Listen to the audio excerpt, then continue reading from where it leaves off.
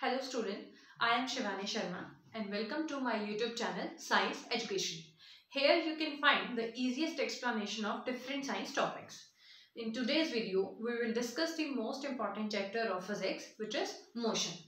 So let's start. Firstly, we discuss the state of a particle.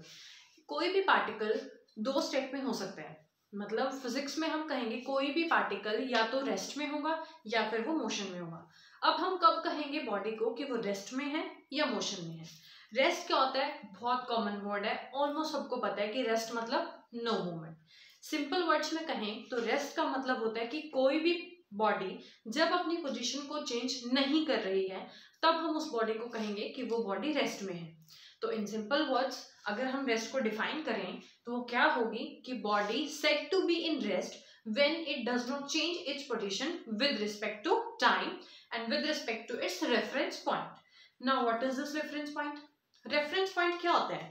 अब हम इसको एक एग्जांपल से समझते हैं। जैसे सपोज ये कोई बॉय है जो यहाँ पर खड़ा है और ये है कोई पेड़। इस बॉय की इस पेड़ से पोजीशन सपोज 10 मीटर है, तो ये बॉय बोलता है कि मेरी इस पेड़ से जो पोजीशन है वो ये 10 मीटर की दूर पे खड़ा है।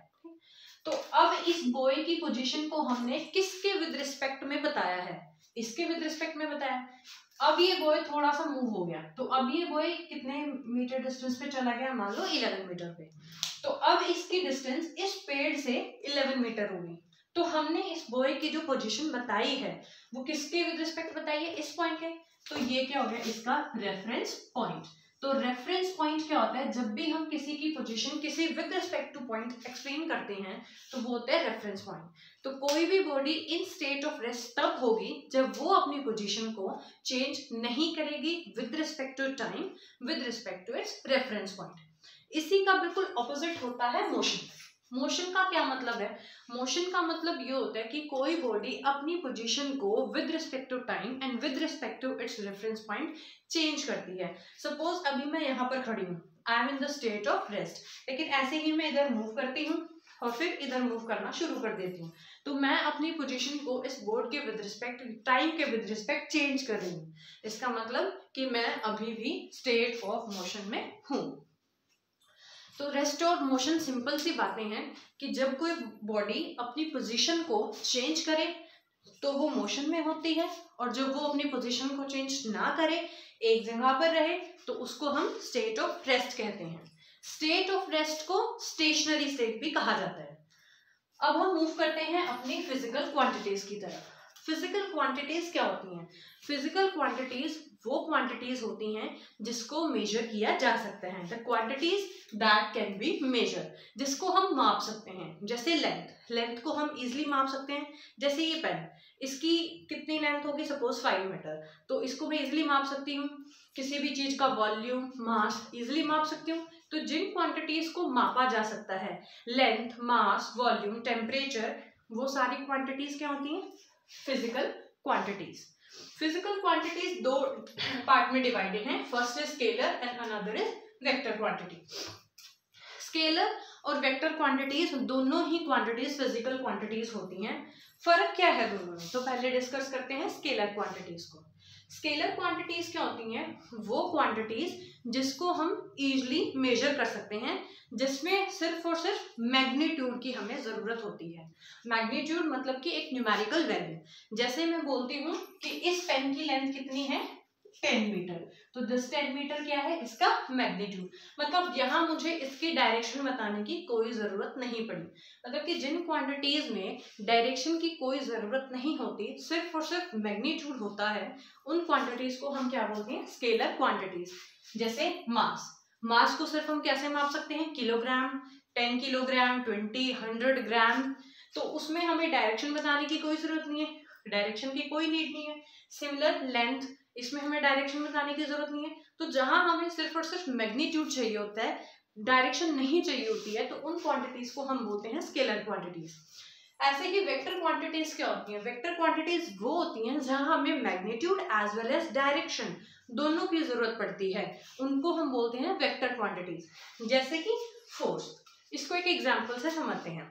जैसे ये एक बॉक्स है, इस बॉक्स के ऊपर मैं बोलती हूँ कि इस बॉक्स के ऊपर फोर्स लगाओ, लेकिन किस डायरेक्शन में?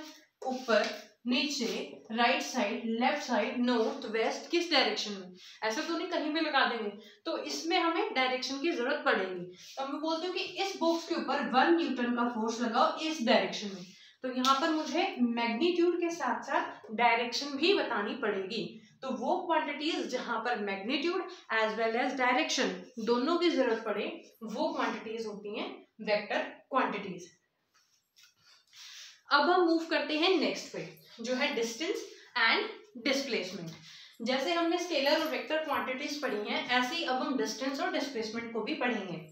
डिस्टेंस सबने सुना, सबको पता है डिस्टेंस क्या होता है भाई, टोटल जो हम ट्रैवल करते हैं, जितने हमने लेंथ ट्रैवल करी है वो डिस्टेंस होती है। बिल्कुल राइट, वही डिस्टेंस होती है।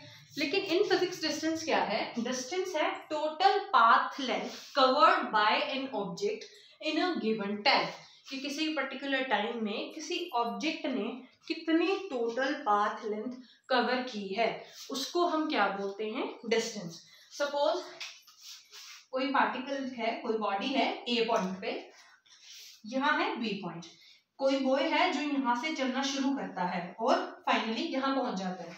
तो सपोज उसने यहाँ से यहाँ तक 5 किलोमीटर की डिस्टेंस ट्रेवल की है, तो डिस्टेंस क्या होगी उसकी 5 किलोमीटर, मतलब कि उसने इस यहाँ से टोटल कितने डिस्टेंस को ट्रेवल किया है, टोटल कितनी लेंथ को कवर किया है, वो उसकी क्या हो जाएगी, डिस्टेंस।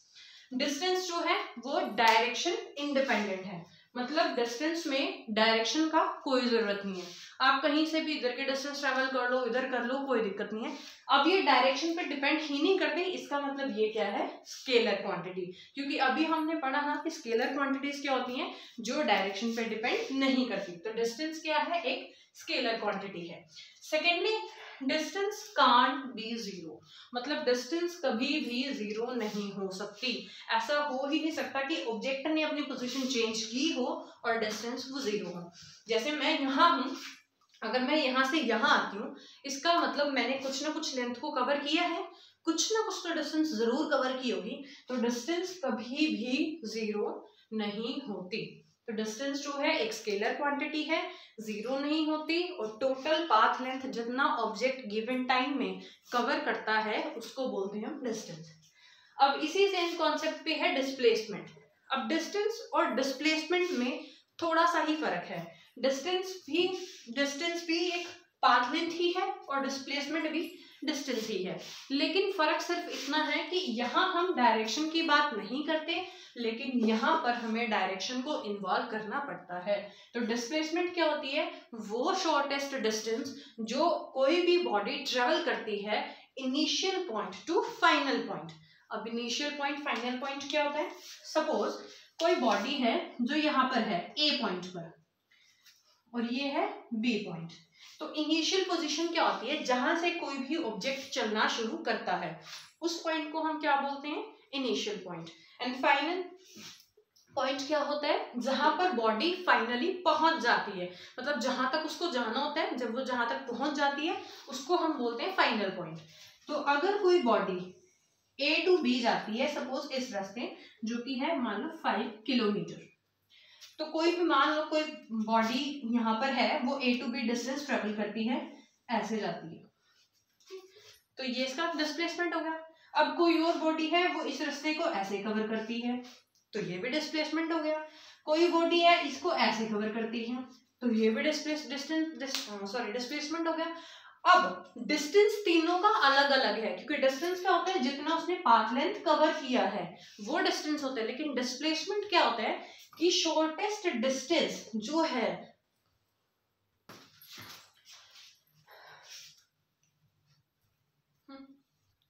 तो डिस्प्लेसमेंट क्या है कि जो शॉर्टेस्ट डिस्टेंस उसने ट्रेवल की है उसको हम क्या बोलते हैं, डिस्प्लेसमेंट। अब है तो ये तीनों ही डिस्प्लेसमेंट, लेकिन हमने कौन से लेनी है, जो इनिशियल और फाइनल पोजीशन के बीच की शॉर्टेस्ट डिस्प्लेसमेंट है, और इसमें हमें डायरेक्शन भी जरूरी होती है, ये डायरेक्शन के ऊपर डिपेंडेंट होता है।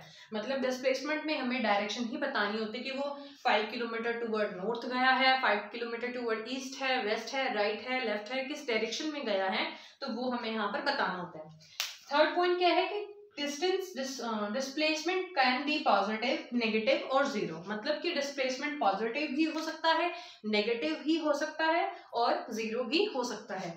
इसको कैसे समझते हैं? जैसे कोई पार्टिकल यहाँ था, उसने यहाँ पर जाना था, वो यहाँ से चला 5 किलोमीटर, यहाँ पहुंच गया, लेकिन उसके बाद ये फिर से वापस यहीं पे आ गया।